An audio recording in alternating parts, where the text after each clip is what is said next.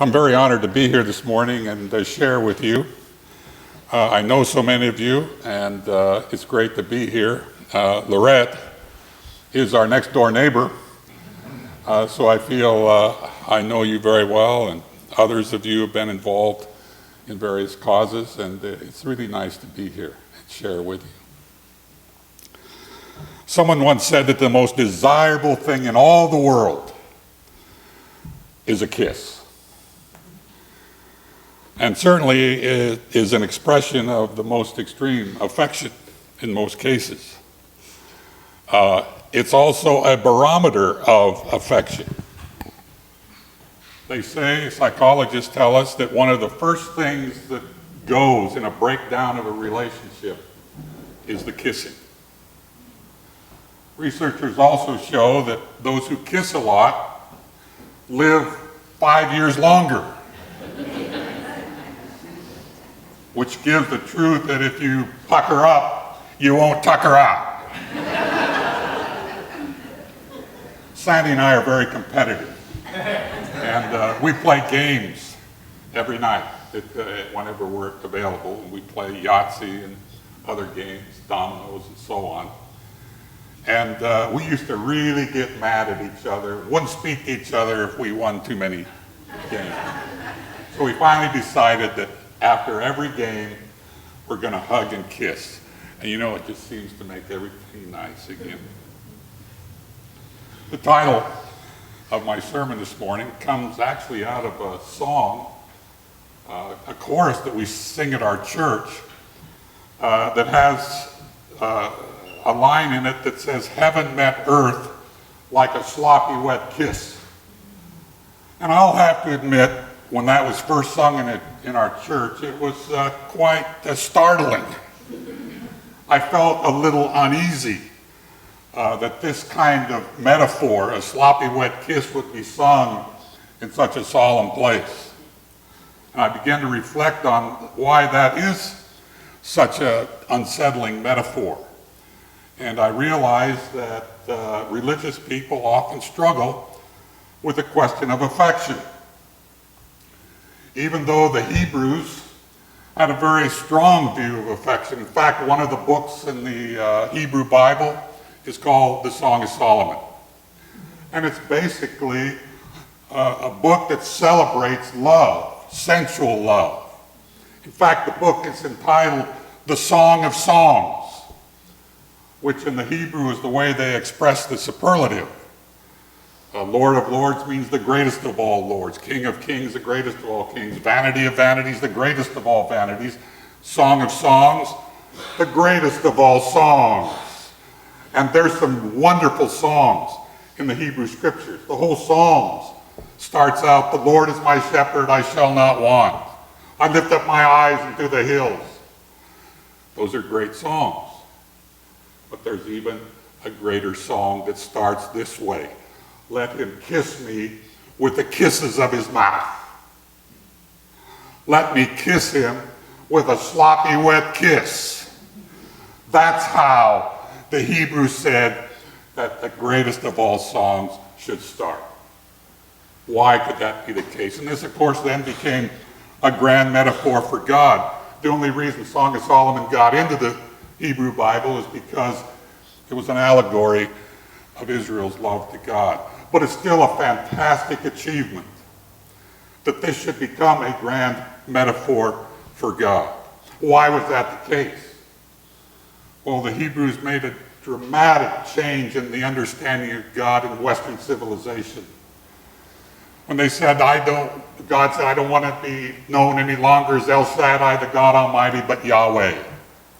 Not a noun, but a verb, presumably from the Hebrew "I am." A verbal understanding of God means that God is understood in how God's act. God is an ethical God. God is one the Old Testament scholar calls it ethical energy. That's how God wanted to be understood, and goes on, reveals to Moses as, "I am compassionate upon whom I am compassionate." Compassion now defines God. Ethical energy defines God. That's how God is to be known. And that's why God can be understood in this most extreme form of affection as a sloppy, wet kiss. God's extreme affection. Of course, this comes through in the original Christian version as greeting one another with a holy kiss, which many scholars consider this to be a ritual on par with the Lord's Supper or communion, but it soon dropped that. And now the relic of that is found maybe in the Orthodox who kiss the icons or kissing the Pope's ring, but in terms of greeting one another with a holy kiss, at least in America, that drops out. Why is that the case? Well, unfortunately, Hebrew thinking became engaged with Greek thinking and this dualism that emerged in which affections and sensuality were looked upon as shameful, even sinful. And so that creates a tremendous problem for Christianity and their view of human sexuality and human relationships. So that sexual pleasure becomes a sin in early Christian thinking. Virginity becomes the highest state. And the purpose of sex is to create virgins.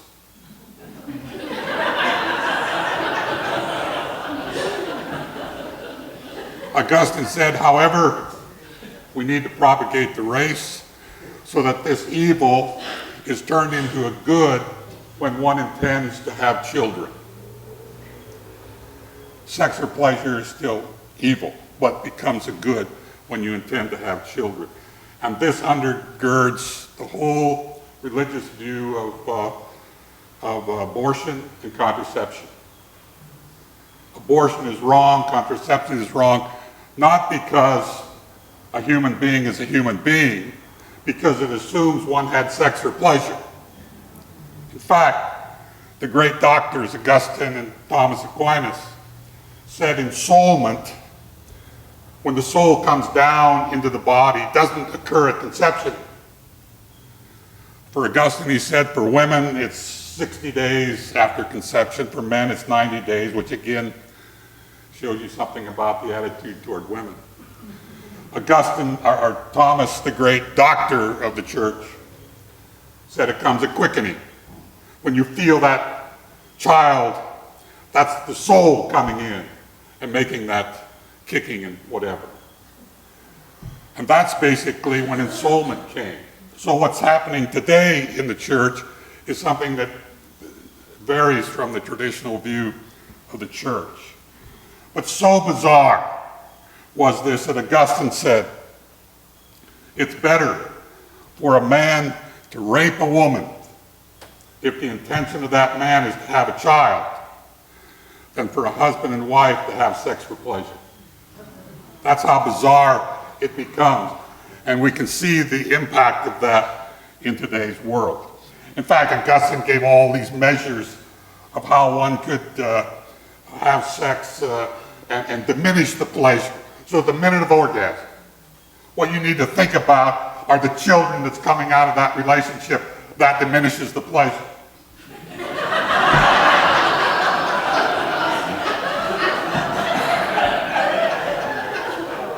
I guess when you think about it, there's some truth to that, isn't there?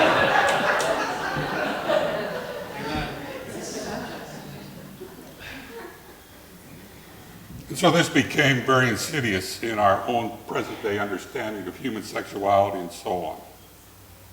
I want to share with you just a couple of incidences from the New Testament. They both involve a sloppy, wet kiss. And they both have relevance, in my opinion, for today's issues. The first occurs at a dinner party, all-male dinner party, in which women are not invited. And all of a sudden, a woman crashes the party. Some feel she was a prostitute. And she all of a sudden comes to Jesus, falls at his feet, and begins to give him sloppy, wet kisses all over his feet to wash his feet, which was common in the day before you ate. But she washes his feet with sloppy, wet kisses.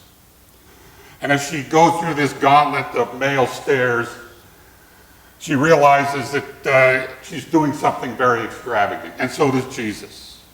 So the men are about to take her and beat her and throw her out. And Jesus says, "Leave her alone. Leave her alone." She's done a very beautiful, and in the Greek, beautiful and good are the same word. She's done a very good, beautiful thing to me.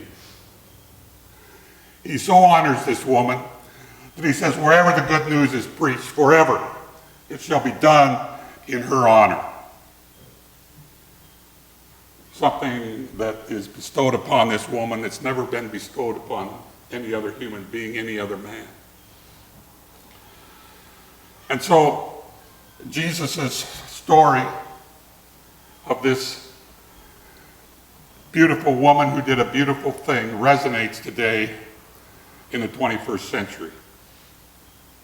First of all, leave her alone means stop teaching about the subordination of women in our churches and congregations.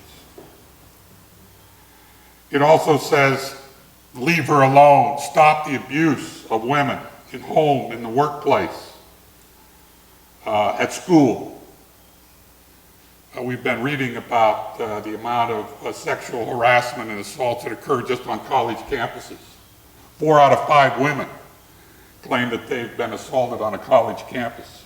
9 out of 10 women in their lifetime have been assaulted in one way or the other. Leave her alone. Stop taking away her needs.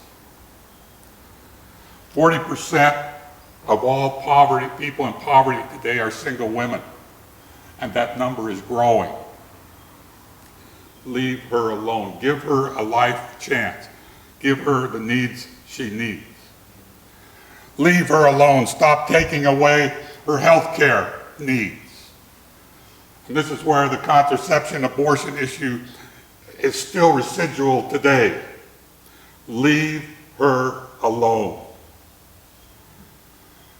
Stop taking away her choices. Leave her alone. Stop the looksism that permeates our society so that women are forced to look a certain way. One of the great metaphors of this was the closing of the Borders bookstore. And what was in its place? An Ultra. Beauty for brains. Brains for beauty. That's what our society gives up. And so we live with the sin of looksism where women are forced to look a certain way to be acceptable in our world. Jesus came to reclaim human dignity in a world that was based on the honor culture. We all know about the honor culture in the Middle East. It was very strong today. It was even stronger in Jesus' day. Males who are wealthy basically had all the honor. Everybody else lived in shame. And Jesus came to transfer that honor code, to dismiss it by saying the humble shall be exalted and the exalted shall be humbled, to transform that whole honor culture. We today live in an honor culture. In fact, Irving Goffman in his book talks about all of us trying to save face in almost everything we do. And we tend to give people special honors and so on. We live in that culture. And we're all trying to get respect. Rodney Dangerfield made a living out of that. He once said his wife was afraid of the dark. One time she saw him in the nude. Now she's afraid of the light. Or as the obstetrician said to his parents when he came out, "I'm sorry, we did everything we could, but he survived anyway." Probably one of the most dishonored groups in our society today are the homeless, or people we call today the houseless, people without houses. I am amazed at how disrespected and dishonored they are, and it's done so blatantly. Just a couple years ago, there was an article in one of our newspapers entitled "Bummed Out." And the editorialist likened our friends and neighbors without houses to mosquitoes and the pigeons that were nuisance insects and nuisance animals that you did away with by spraying, which is a horrible image given the Holocaust. But that's how a lot of folks are treated today. And this is something that Jesus came to change. They're called all kinds of names, slur words, vagrants, transients, indigents, bums, and so on. All this negative language, these slur terms that are used over and over again against our friends and neighbors, our brothers and sisters that are going through hard times. There's also a story that addresses that in the New Testament and also addresses the issue of a sloppy wet kiss, and that's the story of what we call the prodigal son, others call it the loving father. Here's a person who's made some bad choices, decides to undercut the peasant subsistence ethic that was in play at the time, take his money, goes off, becomes houseless, foodless, and contaminated because he tends pigs, which in that culture contaminated a person. And in his degradation, the Bible says he came to himself. He came to himself. And he decided to go home and face a hostile village and hostile parents. Parents that he assumed his dad would say, "You know how you have dishonored your mother and your father? You're not welcome here." But that's not how the story goes. The father had been watching for him. And when he saw him, he ran out to greet him, and he hugged and kissed him with a sloppy wet kiss. Extravagant love. Ethical energy in a powerful way. And in that story, of course, the father represents God, God's love for Israel. And this is scandalous to the ones who brought this issue up, the cultural warriors who criticized Jesus for welcoming and eating with prostitutes and sinners that occasioned the story. Because of all unimaginable things, God is contaminated by touching the unclean son, the unwashed son. Can you imagine?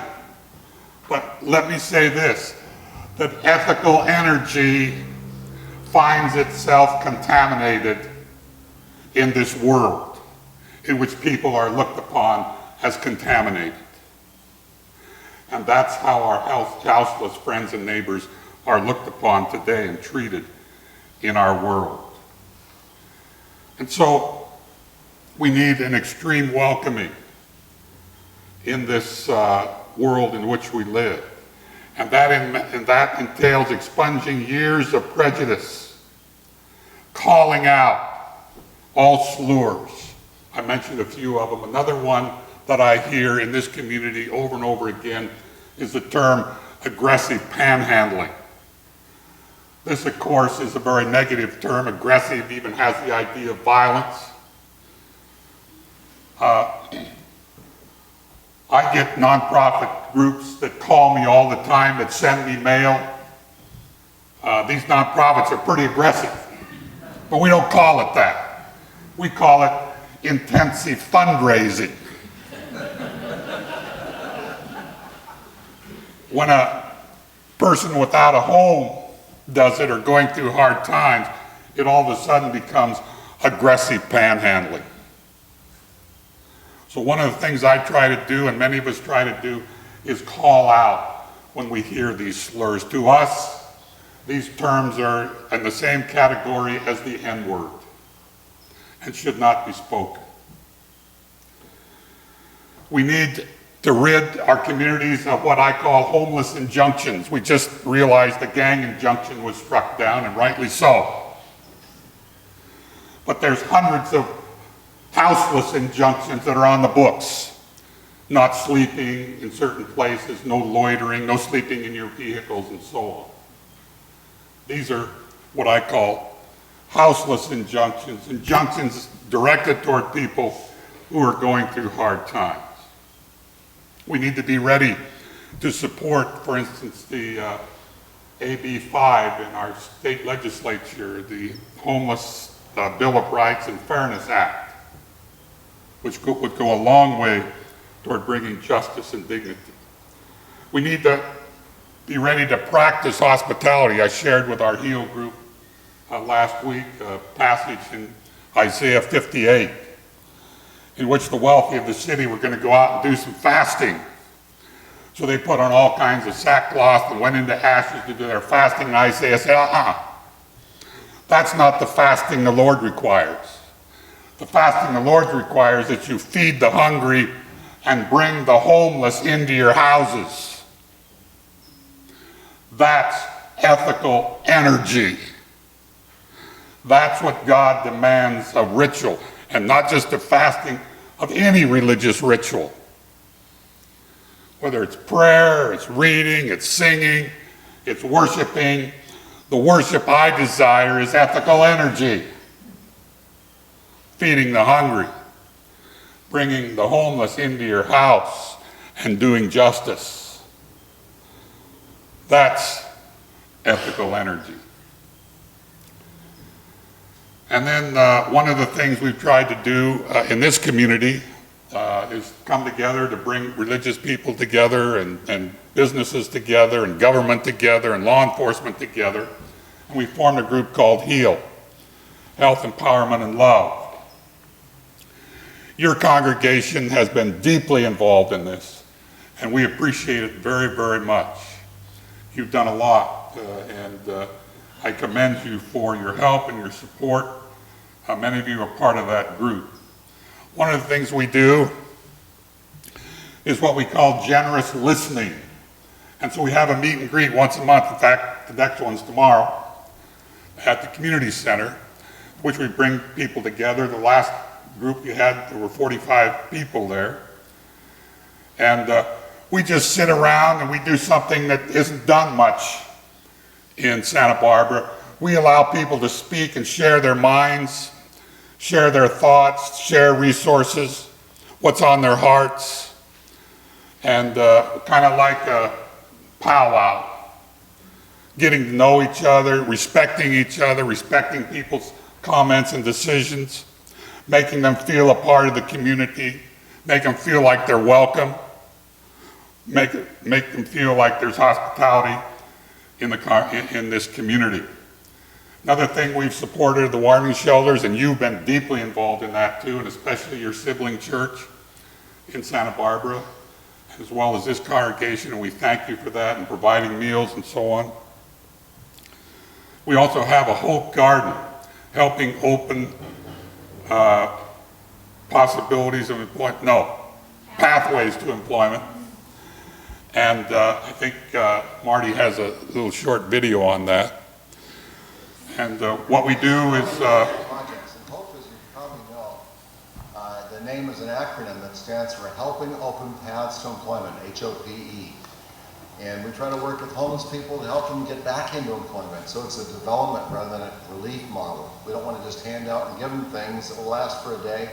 We want to help them develop themselves to become self-sufficient, where they won't depend on handouts and panhandling and stuff.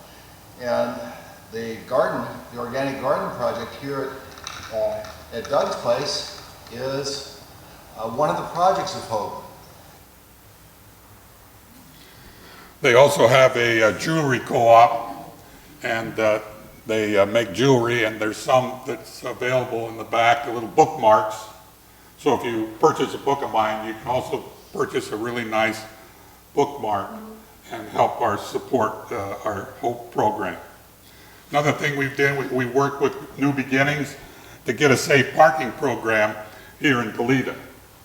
And even though it's been very difficult in some situations because there's still a lot of NIMBYism in any community, but we do have some safe parking places now that are filled. One of the things we've done at our meet and greets is to try to survey people to see what the needs are, and the second most pressing need was for showers. And so through the benefactor of Grace Lutheran Church and some money they came into with the selling of the religious center, they provided us with a shower trailer that will be here in October. And I think Marty has a little video on that too.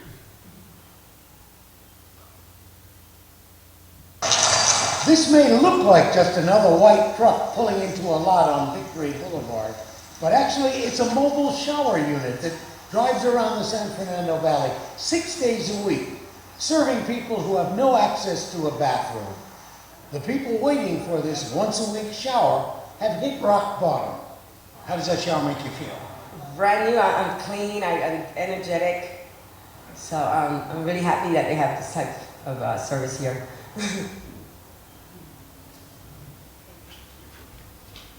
Some of you may have read the article this week in the news press about the shower buses in San Francisco and folks that have been a part of that program. And so we're hoping that this will fulfill a need. Once again, we're hoping that we work ourselves out of using that shower trailer because we want people to be able to be housed. We also are working with Doctors Without Walls so that if they have people they need to examine, possibly they can take them in the shower trailer and do a more thorough exam. We see this as a hygiene trailer as well. And of course, our ultimate goal is housing. A few years ago, we started Habitat for Humanity, and your congregation's been involved in that. Marty's been involved in it, and they're building homes now in Santa Barbara. But one of the things we're concerned about is that Goleta is now going through redoing its zoning ordinances and also re-examining the state-mandated 8-year housing element in Goleta. And we're attending all those meetings and we're putting in our input that we need extremely low income housing. And we want this to be spelled out, and we're trying to make sure that anytime any development comes into Goleta that includes a fair share of extremely low income housing, not just low, but extremely low, which the state mandates that Goleta must provide 117 units of extremely low income within the next 8 years. Already, Self-Help Housing, which is going to be doing the Goleta, or the Los Caneros project of almost 500 homes, 90 of those are going to be low income, and 14 of those have been promised that they will be extremely low income. So we're happy about that, and we're going to make sure that that is spelled out on any of these kinds of low income, because we believe that ultimately the issue of houselessness is houses, supportive housing. And we're very supportive of the Pescadero Lofts project in Isla Vista, which will be 33 units directed only to people who are without homes. So Father John is in the head of that, and we're very supportive of those kinds of projects. We're supportive of the projects like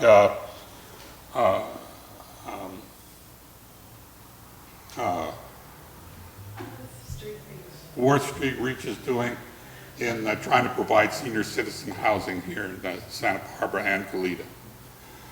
In closing, I'd just like to read a poem that Sandy and I put together as we got involved with our friends and neighbors without homes.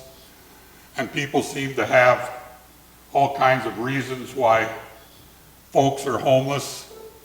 And it got us to reflecting, and this is what we came up with. The person nearby in scruffy rags, crouched with sprawled cardboard, gleaning slim charity for scanty food. You might, if human, notice him, but not see her contained sorrow in pale cheeks, in hollow eyes, not see his hope and his burden just to be. Who knows the reasons? Born of a mother in poverty, a father's mean switch, the law's stern stare, a war's savage scene, a balm of poison, unimaginable loss, unspeakable rejection, harmed in a million ways. Who knows? Who cares?